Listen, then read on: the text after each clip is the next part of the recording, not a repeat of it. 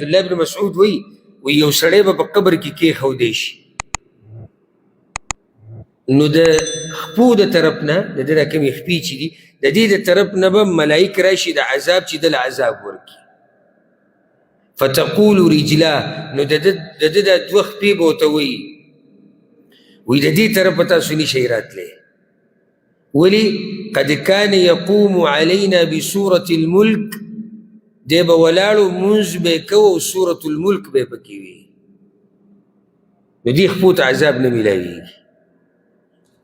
ثم يؤتى من قبل صدره نو د سینې د طرف نه به راشي هغوی نو هغه سینه به ورته ووایي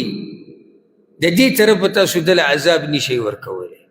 دا اثر به ګوره تاسو اول پرې راوړئ سینه به ورته وایي تاسو دله د دې طرف نه عذاب نشئ ورکولی ولې وایي قد کان وعى فی سورة الملک په دې سینه کې دننه سورة الملک پروت دی ده یاد کړی نو هغوی بوله د سر د طرف نه راشي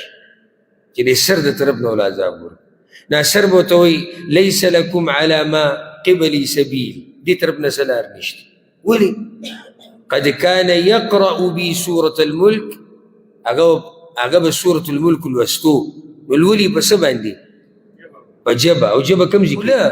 خوله ده کومه خوله چې زموږ د هغې کې ژبه او غاښونه او جامې او دا څه چې دي ټول په سر سره متصل دي نو د دې طرف نه ورته عذاب نه میلاویږي ځکه چې ده به تلاوت کوو نو بیا هغه ووایي فهي المانعه